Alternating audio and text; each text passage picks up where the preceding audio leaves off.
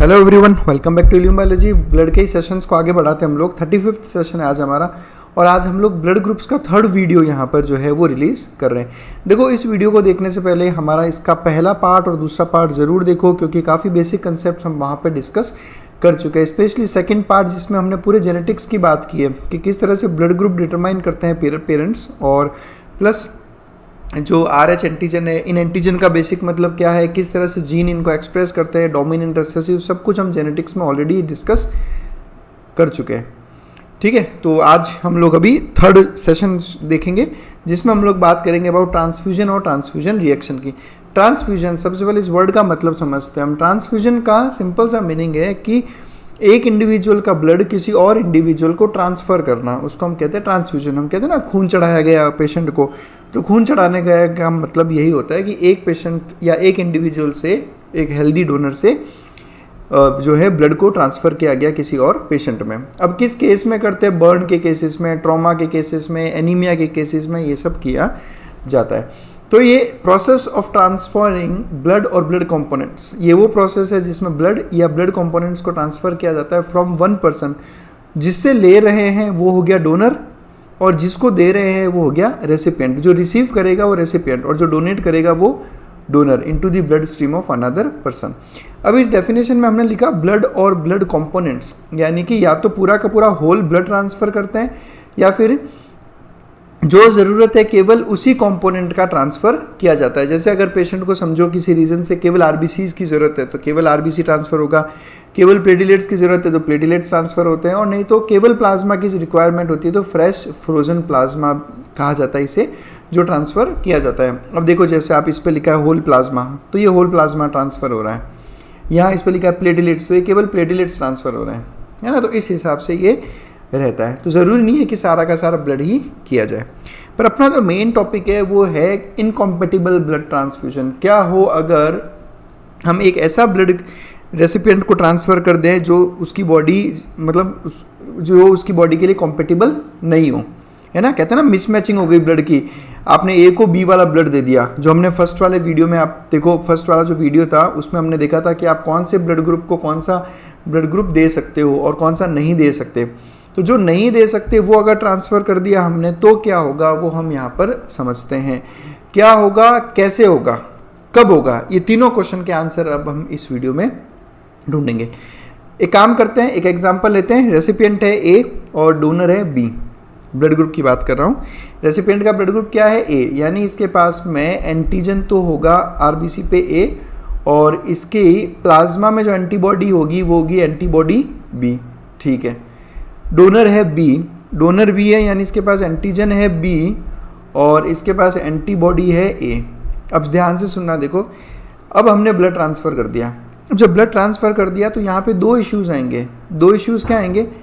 पहला इशू क्या आएगा कि जो रेसिपिएंट का एंटीजन A है, रेसिपिएंट का जो एंटीजन A है और डोनर का जो एंटीबॉडी A है, ये दोनों एक दूसरे के साथ रिएक्शन कर सकते हैं। ये एंटीबॉडी A इस एंटीजन के अगेंस्ट एग्लूटिनेशन कर सकती है।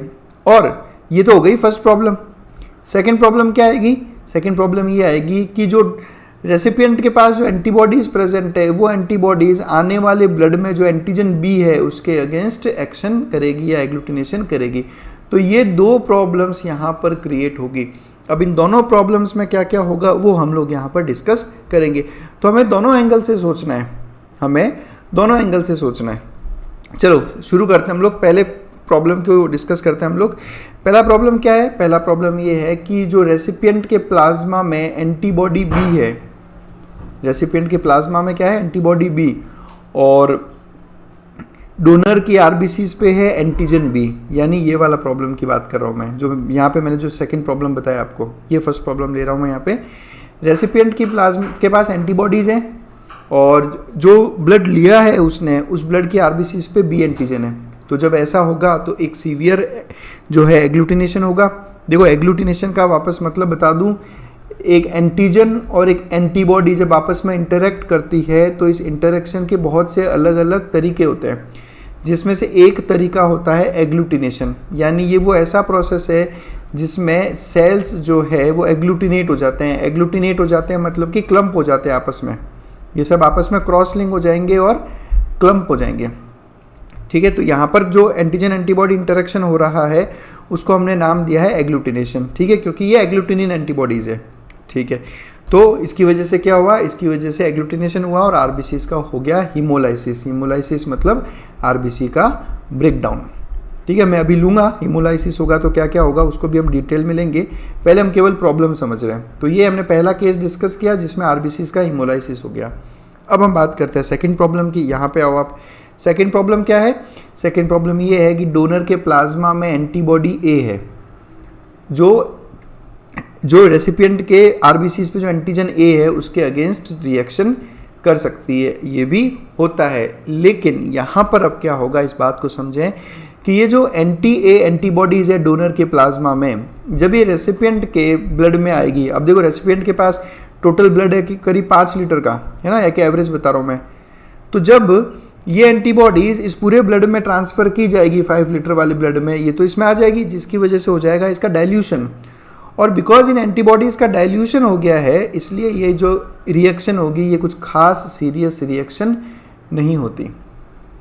समझो, ये रिएक्शन कैसी होगी? लेस सीरियस रिएक्शन होगी, क्योंकि डोनर से जो एंटीबॉडीज़ आ रही है ये आकर रेसिपिएंट के ब्लड में क्या हो जाएगी? डाइल्यूटेड। ये इतने ज़्यादा डाइल्यूटेड हो जाएगी कि कोई खास सिग्निफिकेंट एग्लूटिनेशन या हीमोलाइसिस नहीं कर सकती। तो ये जो सेकंड प्रॉब्लम क्रिएट हो रही है, ये इतनी सिग्निफिकेंट नहीं होती। मेन प्रॉब्लम क्या होती है? ये वाली। तो जब भी आप डिस्कशन करते हैं कि हीमोलाइसिस होगा और सिग्निफिकेंट हीमोलाइसिस होगा, तब आपको जो एंटीबॉडीज़ देखनी है वो रेसिपिएंट के एंटीबॉडीज़ देखनी है। आपको जो रेसिपिएंट है ना उसके ब्लड की जो एंटीबॉडीज़ है ना वो काम करेगी, ना कि डोनर की एंटीबॉडीज़। डोनर की एंटीबॉडीज़ तो रेसिपिएंट में आते क्या हो जाएगी? डाइल्यूट, तो वो कोई फैटल रिएक्शन नहीं कर सकती। तो डोनर में आपको हमेशा क्या देखना है? डोनर में आपको देखना है एंटीजन और रेसिपिएंट में देखना है हमेशा एंटीबॉडी। ये आपको फैक्ट ध्यान रखना है। रेसिपिएंट में क्या देखोगे? एंटीबॉडीज़। डोनर में क्या देखोगे? एंटीजन। और बहुत आसान है याद करना, आप तो बस इतना याद करो कि जो रिसीवर से एंटीबॉडी आ रही है, जो डोनर से एंटीबॉडी आ रही है रिसीवर के अंदर, वो एंटीबॉडीज़ डाइल्यूट हो जाएंगे, इसलिए वो कोई फैटल रिएक्शन कॉज नहीं कर सकती। तो रेसिपिएंट में एंटीबॉडीज़ देखें और डोनर का एंटीजन देखें हमेशा। तो ये है इनकॉम्पेटिबिलिटी ऑफ ब्लड ट्रांसफ्यूजन। इसलिए जब भी ब्लड ट्रांसफ्यूजन किया जाता है तो सब कुछ सारा पहले चेक करना पड़ता है। अब हम बात करते हैं ट्रांसफ्यूजन रिएक्शन की, कि अगर मिसमैच हो गया या गलत ट्रांसफ्यूजन हो गया तो आपकी बॉडी कैसे रिएक्ट करेगी। ठीक है, तो ट्रांसफ्यूजन रिएक्शन क्या है? ये वो एडवर्स रिएक्शंस हैं जो तब होती है जब ट्रांसफ्यूजन एरर हो जाए। कौन सा ट्रांसफ्यूजन एरर? जिसमें ट्रांसफ्यूजन हो गया मिसमैच्ड ब्लड का, आपने ए को बी का ब्लड चढ़ा दिया, तो जो बॉडी रिएक्शंस होगी उनको आप कहोगे ट्रांसफ्यूजन रिएक्शन। अब ये ट्रांसफ्यूजन रिएक्शन दो तरह की होगी, या तो ये माइल्ड होगा या फिर ये एक जो है ना सीवियर रिएक्शन होगी। माइल्ड रिएक्शन में क्या होता है? माइल्ड रिएक्शन में बेसिकली फीवर आ सकता है, चिल्स मतलब ठंड लगना, वो होता है ना, बुखार हो गया और उसके साथ पेशेंट को ठंड लग रही है, कंपी छूट रही है, या फिर पेशेंट में हाइव्स हो सकता है। हाइव्स मतलब क्या होता है? बेसिकली आप ये देखो, ये आपने देखा होगा कई बार, जब इस तरह की चीज़ें ना इंसेक्ट बाइट में भी होती है, ये देखो आप, तो खुजली चलने लगती है, इचिंग होने लगती है, यहाँ पे इनको हाइव्स कहते हैं। तो फीवर, चिल्स और हाइव्स ये माइल्ड रिएक्शंस है ट्रांसफ्यूजन रिएक्शंस की। लेकिन सीवियर रिएक्शंस भी हो सकती है जिसमें जॉन्डिस यानी पीलिया, रिनाल फेलियर, किडनी फेल हो सकती है, कार्डियक शॉक में जा सकता है पेशेंट और अल्टीमेटली डेथ हो सकती है। तो ये सारी सीवियर रिएक्शंस हैं। क्यों होती है, कब होती है, वो हम लोग अभी थोड़ी देर में डिस्कस करेंगे। तो बात करते हैं हिमोलाइटिक रिएक्शंस की। तो हिमोलाइटिक रिएक्शंस दो टाइप की होगी, एक्यूट और डिलेड। हमने पेशेंट को ब्लड चढ़ाया, ब्लड मिसमैच्ड है और पेशेंट को विद इन मिनट्स अगर रिएक्शंस चालू हो गई तो उसको आप कहते हो एक्यूट हिमोलाइटिक रिएक्शन। कुछ ही मिनट लगते हैं बस और रिएक्शन शुरू हो जाती है। कुछ केसेस में ऐसा होता है कि आज ब्लड चढ़ाया तो ब्लड चढ़ाने के 3 से 4 दिन 5 दिन बाद में जो है एक रिएक्शन डेवलप होती है, उस तरह को कहते हैं, उसको हम कहते हैं delayed haemolytic reaction. It is delayed haemolytic reactions. ठीक है, तो एक्यूट मतलब जो कुछ मिनटों में ही रिएक्शन हो जाए और डिलेड मतलब जिसको थोड़ा दिन लग जाए, उसको आप डिलेड हिमोलाइटिक रिएक्शन कहते हैं। चलो अब हम बात करते हैं कि ऐसा क्या होता है जिसकी वजह से, कि इनकॉम्पेटिबिलिटी की वजह से ऐसा क्या होता है कि ये रिएक्शन डेवलप होती है, उसको समझो आप। देखो, एंटीजन एंटीबॉडी इंटरेक्शन हुआ, एंटीजन एंटीबॉडी इंटरेक्शन हुआ, अगर भाई मिसमैच होगा तभी एंटीजन एंटीबॉडी इंटरेक्शन होगा, आरबीसीज का हो जाएगा एग्लूटिनेशन या क्लम्पिंग। इस एग्लूटिनेशन की वजह से आरबीसीज की जो प्लाज्मा मेम्ब्रेन है वो लीक करना शुरू कर जाती है। अब जब प्लाज्मा मेम्ब्रेन या आरबीसी है आपका, ठीक है, इमोलाइसिस हो गया, ठीक है, प्लाज्मा मेम्ब्रेन लीक करना शुरू हो गई, हीमोग्लोबिन बाहर निकलने लगता है, तो ये हीमोग्लोबिन इस आरबीसी के अंदर से बाहर निकल के प्लाज्मा में स्प्रेड हो जाएगा। हीमोलाइसिस हो गया आरबीसीज का और हीमोग्लोबिन प्लाज्मा में रिलीज हो गया। अब ये जो हीमोग्लोबिन प्लाज्मा में रिलीज हुआ है, इस हीमोग्लोबिन के साथ साथ कुछ टॉक्सिक मटेरियल्स भी रिलीज होते हैं। तो ये टॉक्सिक मटेरियल्स और ये हीमोग्लोबिन, ये सारी की सारी रिएक्शंस के लिए रिस्पॉन्सिबल होते हैं। तो पहले हम बात करते हैं एक्यूट हीमोलाइटिक रिएक्शन की, ठीक है। अब इस एक्यूट हीमोलाइटिक रिएक्शन में बेसिकली जो हमने अभी थोड़ी देर पहले देखा कि ये विद इन मिनट्स डेवलप हो जाती है, और इसके डेवलप होने के पीछे का मेन रीज़न जो है वो है डोनर आरबीसी का रैपिड हीमोलाइसिस, ठीक है। बहुत फटाफट इनका हीमोलाइसिस होता है और उस हीमोलाइसिस की वजह से ये सारे के सारे इफेक्ट्स जो है आपको दिखाई देते हैं। इनमें मैनिफेस्टेशंस में सबसे पहले फीवर एंड चिल्स, यानी कि बुखार आता है और वो भी ठंड लग के, जो हम कहते हैं ना शरीर कांपने लगता है। उसके अलावा कुछ केसेस में रिगर देखने को मिलता है। रिगर का मतलब क्या होता है, रिगर में बेसिकली आपको सीवियर चिल्स और शिवरिंग होती है, बॉडी बहुत ज़्यादा शिवर करने लगती है, जो कहते हैं ना शरीर धूजने लग गया हो बहुत ज़्यादा, तो उसका मतलब होता है रिगर। उसके अलावा हार्ट रेट इंक्रीज हो जाती है, यानी कि टैकीकार्डिया हो गया है। ब्लड प्रेशर जो है पेशेंट का वो काफ़ी कम हो जाता है। नोजिया वॉमिटिंग, नोजिया वॉमिटिंग में नोजिया का मतलब होता है जी मिचलाना, एक होता है ना जैसे वॉमिटिंग होने वाली है, वो वाला फीलिंग नोजिया कहलाता है, और वॉमिटिंग का मतलब उल्टी होना, तो नोजिया और वॉमिटिंग ये दोनों होता है। उसके अलावा शॉर्टनेस ऑफ ब्रेथ, यानी सांस लेने में दिक्कत आने लगती है, ऐसा लगता है ना कि सांस नहीं आ रही हो, वैसे उसको शॉर्टनेस ऑफ ब्रेथ कहते हैं। चेस्ट पेन होना, बैक पेन होना, ब्रोंकोस्पाज्म, ब्रोंकोस्पाज्म का मतलब हो गया कि जो अपनी ब्रोंकाई है लंग्स में, उनमें स्पाज्म हो गया, उनकी जो मसल्स है उन मसल्स में हो गया स्पाज्म, कॉन्ट्रैक्शन, जिसकी वजह से ब्रोंकाई का ल्यूमन छोटा हो गया है। आप देखो ये नॉर्मल कंडीशन है, इस नॉर्मल कंडीशन में ये ब्रोंकाई का ल्यूमन है इतना, ये पूरा ब्रोंकाई का ल्यूमन है, और इस केस में देखो आप ये ब्रोंकाई का ल्यूमन इतना सा हो गया, ये ब्रोंकोस्पाज्म कहलाता है। यहाँ इतना बड़ा ल्यूमन था ये, और ये ल्यूमन अब शॉर्ट हो गया काफ़ी, तो ये ब्रोंकोस्पाज्म कहलाता है, यानी कि स्पाज्म मीन्स एक सडन कॉन्ट्रैक्शन को स्पाज्म कहा जाता है। तो अब इसकी वजह से क्या होगा, इसकी वजह से वही बात है कि जो सांस लेने में कठिनाई होने लगती है, तो ब्रोंकोस्पाज्म होना। रेड यूरिन का फॉर्मेशन, रेड यूरिन क्यों हो रही है, क्योंकि रैपिड हीमोलाइसिस हुआ है आरबीसीज का, तो उस रैपिड हीमोलाइसिस से लार्ज अमाउंट में हीमोग्लोबिन रिलीज हुआ। अब ये हीमोग्लोबिन फिल्ट्रेशन मेम्ब्रेन से पास होकर सीधा यूरिन में पहुंच सकता है, जिसकी वजह से रेड यूरिन का फॉर्मेशन होता है। और कुछ पेशेंट्स में इवन पल्मोनरी इडीमा भी डेवलप हो सकता है। पल्मोनरी इडीमा का मतलब क्या होता है, पल्मोनरी मतलब लंग्स, और इडीमा का मतलब होता है स्वेलिंग। आप इसको ऐसे समझो, swelling because of fluid accumulation.